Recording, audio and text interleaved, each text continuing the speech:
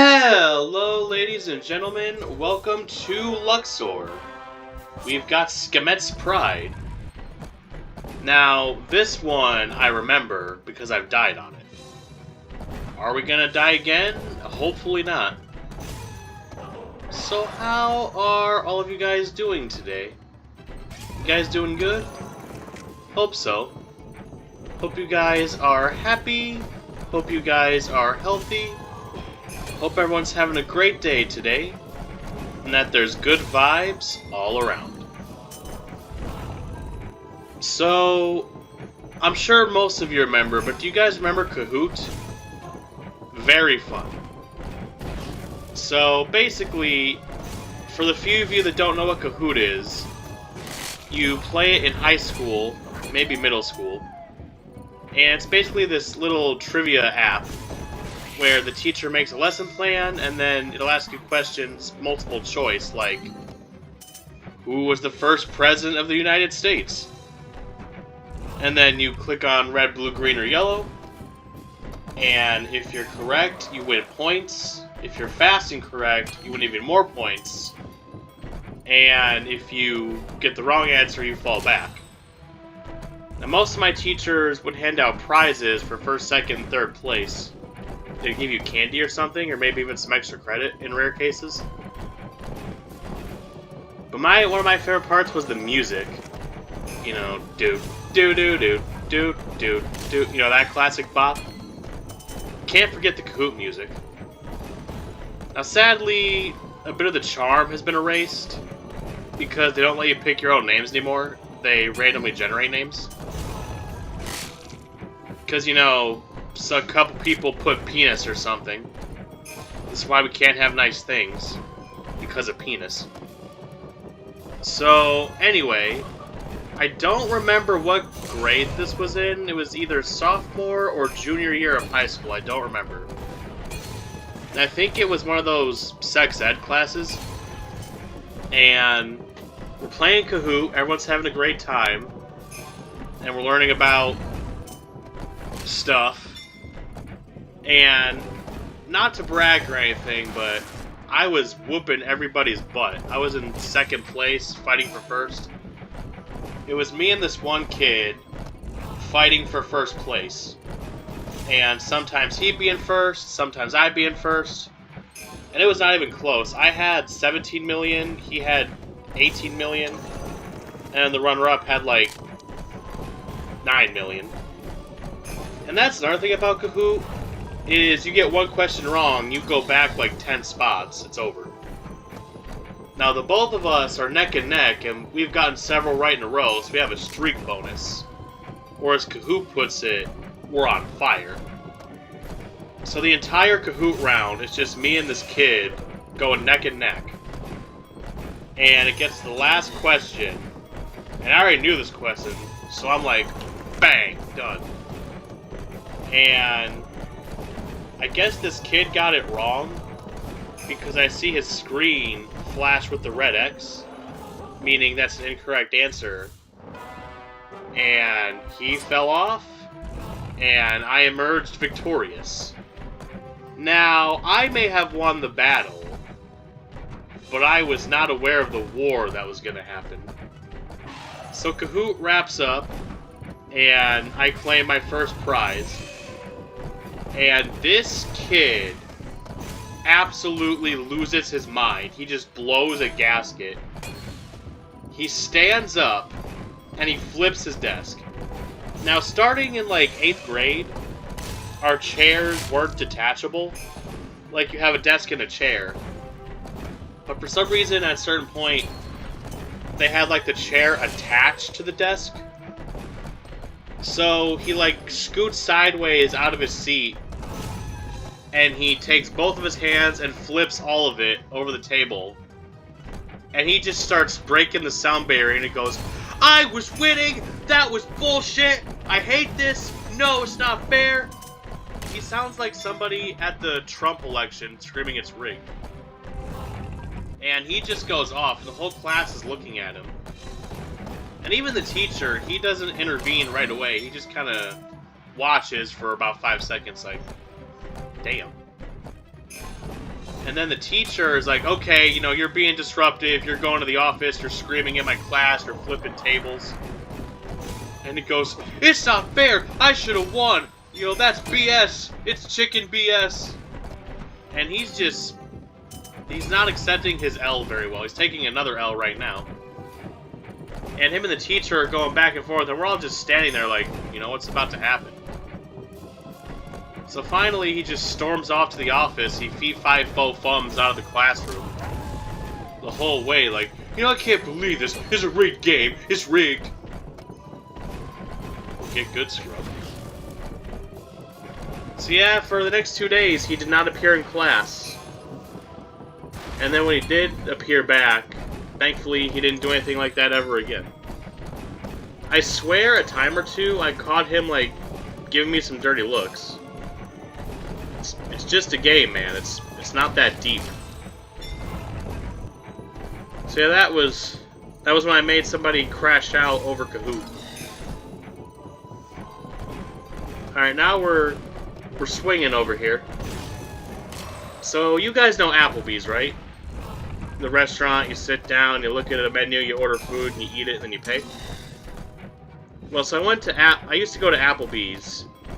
Now, as a kid, for some reason, I loved Applebee's, which was weird, because I was one of the pickiest kids on the planet. Between the ages of 5 and 9-ish, my diet consisted of McDonald's, nuggets, fries, crackers, bread, ketchup, mayo, and very little else. I remember Goldfish crackers, that was high up on the list. So I didn't have the best diet, to say the least. But Applebee's, obviously they had some, you know, kid menu, macaroni, nugget fries, grilled cheese. But I remember specifically liking some of their food, like some of their salads I would actually eat. Which stunned both myself and my parents. So anyway, long time ago, early 2000s, Applebee's had the best macaroni. So it was elbow macaroni, so it was those curvy noodles, the ones that look like letter C's. And these were some of the fattest curvy noodles I have ever seen in my life. And they were always oozing with that liquid cheese, like they were overstuffed with liquid cheese. Now, I might screw this up, but you know that there's a Mexican dish that they prepare. It's in like a wooden pan, and then inside the wooden pan is a really, really hot metal bowl that they cook your veggies and meat in. This macaroni, that's how they would serve it.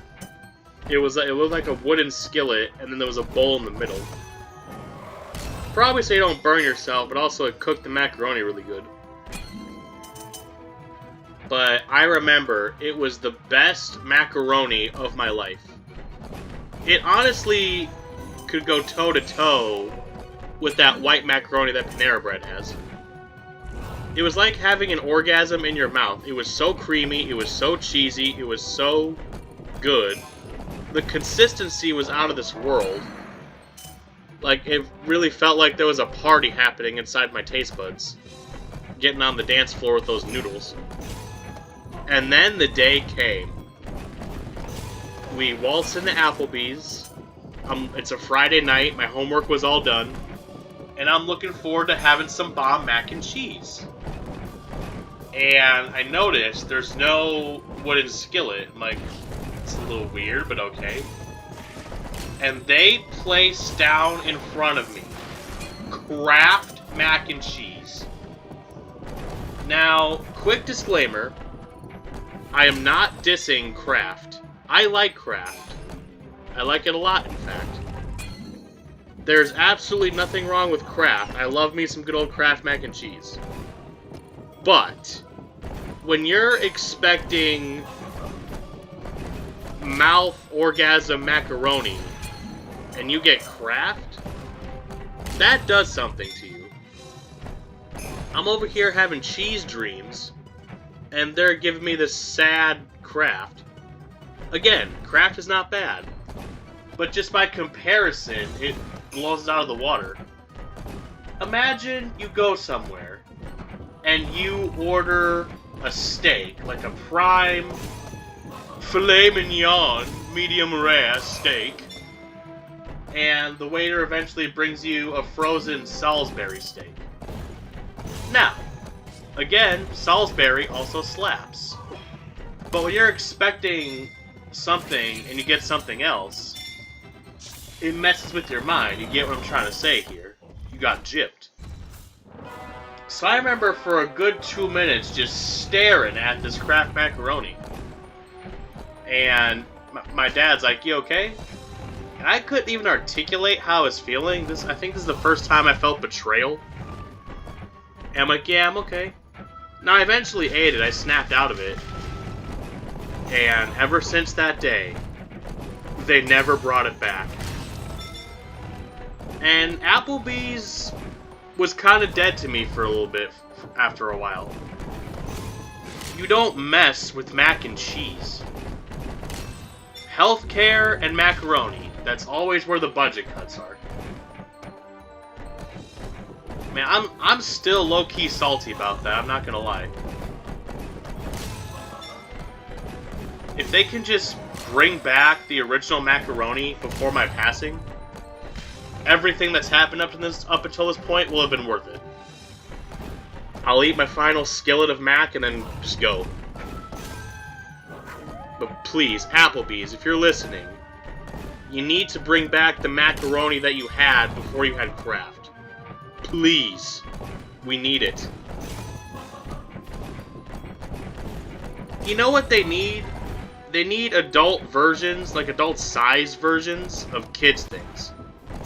So this is gonna need some explanation. So you all like water parks, right? Big, huge slides. They're big, they're wet, they're fun. You know, we all like water parks. But just regular playgrounds, adults can't really play on them because they're too small. Same thing with like play places at McDonald's. You know, I bet if me or my dad try to go in there, we get stuck and then have to squeeze us out. They need to make larger-than-life versions. We need giant not water slides, just giant regular slides. We need giant playgrounds. We need giant wagons. You know, though, not strollers. I'm not talking about strollers, but like if you're going to an event or something like a concert, and if for some reason you've got your 5-year-old with you, you know, they have those wagons that you pull them in. We need adult wagons. Well, I guess if they did make adult wagons, they just fill them with ice and put beer in them. But take a ride in a wagon. Let's see, what other... we've already got adult-sized meals, so... really, that's it. Just bigger-sized playgrounds for us to play on. Because I have some good memories of elementary school recess. Me running around playing on those grounds. We gotta preserve the past, man. Speaking of water parks... sorry, I lost my train of thought there. Anyway. About a week ago, we went to Raging Waves, which is the largest water park in my state. Now, even though it says that, it still seemed pretty small. But I've been to some water parks where they got a lazy river and like 2 basic slides. So, they had 12 or 13 slides total, so for a water park, that's pretty big. So we get to Raging Waves, and we get there early, we load up on sunscreen, we get ourselves hydrated, and we make our way to the front gates. Now, we want to get there early so we can snag a couple free slides before we have to start waiting in line. And the gate's not open yet, understandably. So we're just chilling, we're waiting, we're scouting out our route for maximum slide usage. And all of a sudden, it's like Willy Wonka opening his factory. The gate's open. Everyone's like, "Oh yeah, Cowabunga, dude!" And they all start flooding in, and this guy's about to scan our tickets, and another employee comes up and stops us. He goes, "No, wait. And apparently, they were not supposed to open the gates yet. They did it too early. And I hear these two employees talking, and the guy goes, "Will, did you open the gates? Who told you to open the gates?" And I hear him talking, and he's like, "I'm sorry, man. I thought this guy said to open them." So, I don't know if he had a brain fart or if it was his first day on the job, but thanks to Will, he opened the gates earlier, and we got extra time. Hey, one man's mistake is another man's opportunity. So, thank you, Will, for giving us 15 extra minutes of water park time. But I just remember that whole conversation, it was so short, yet so funny. Like, "Will, did you open that gate? Who told you to open that gate?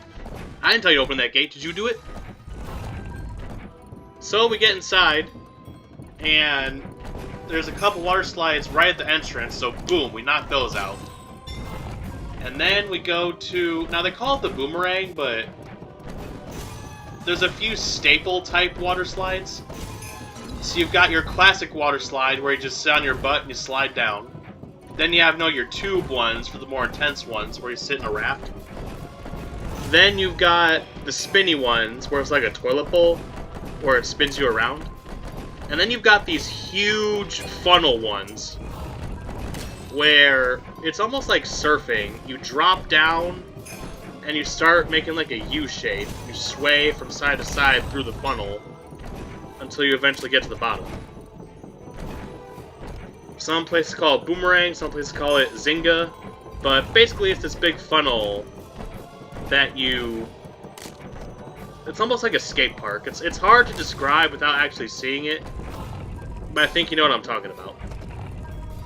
Now, me, my dad, and my brother, we are living large, so to speak. So, we get up there, and there's this big white square where you stand on, and it weighs you. Because you can't weigh too much, or it also poses a safety risk for you. So we get on the scale, and all three of us combined, we're a little over the limit. And we let the employee know, like, "Hey, we're kind of heavy." And she goes, "It's alright, it'll slide." Now, the way these rafts were, it was a 4-hole raft, so up to 4 people could sit in the raft. So me and my brother sat across from each other, my dad was on one side, and we're about to go down. And this one employee runs up to us and goes, "Hey man, can I ride down with you real quick?" I'm assuming it was either the end of his shift, or he was going on break. And he didn't feel like climbing down all the stairs. And nobody objected to this, like, "Oh yeah, that's fine." So, with 4 people, we got about 1,000 pounds going down this water slide. And my dad's low-key kind of nervous, but, we've already made our bed, so we're gonna lie in it. So we get the tube part. So far, so good. We're having fun. And then we get to the funnel. We went freaking flying down that thing. My heart went in my throat. I got that nice little adrenaline boost, which is good because that's what I came there for. And then we go up. We get to the top. And my dad is looking straight down at me. And the angle that it was at, we went completely sideways. I thought we were going to tip out of that tube and just fall. And it was going to become a butt ride. But thankfully that didn't happen. And we were soaring through it. We were like a giant cube of butter on a giant skillet, just sliding and ice skating. Then we got done with that ride and we needed a break for a little bit because that was very intense. Our entire lives just flashed before our eyes. But then, later in the future, we get to another slide, and the employee's like, "Yeah, no, you guys can't ride together." And they're like, "Oh, well, they let us do it at the other one," but they said no. Now, these kids, these punk kids that were behind us in line, now, when you stand on the square, it does say the weight, but only the employees can see it. You can't see it. Well, these kids sneak back there, and they start giggling. And my dad's like, "Okay, well, since you looked at it, how much is it?" Now, I'm not going to disclose what it is. You can just come up with the number yourself. But yeah, they looked at it, they giggled, and then they didn't walk away, they just stopped talking after that.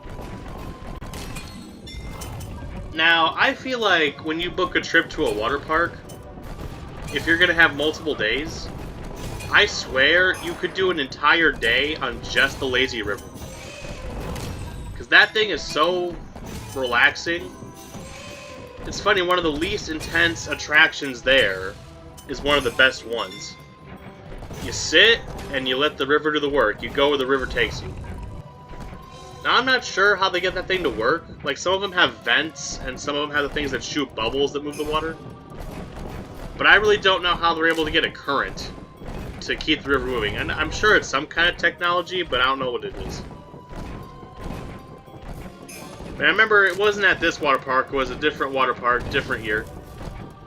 I fell asleep on the lazy river, and I woke up, and it was like 2 hours later. So yeah, if you have the luxury to do so, whole day, just lazy river. And then you go crazy on the slides.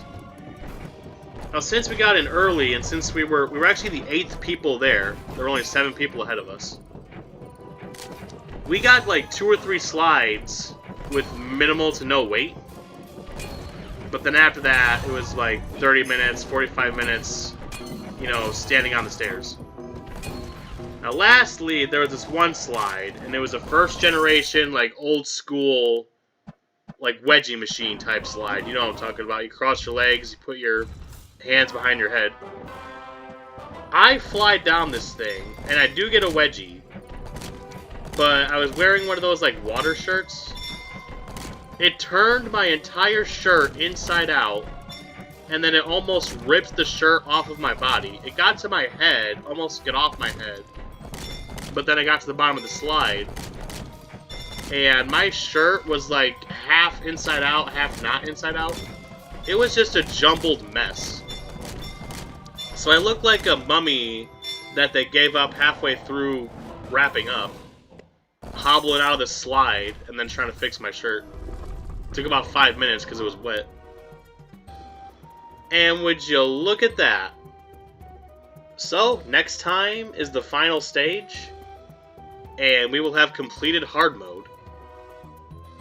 Just one more, baby. Okay, so this game, I gotta give credit where credit's due. I died quite a few times this time. So, the difficulty curve is starting to rear its ugly head. But hey, nothing wrong with a little challenge. So, as always, thank you all for watching.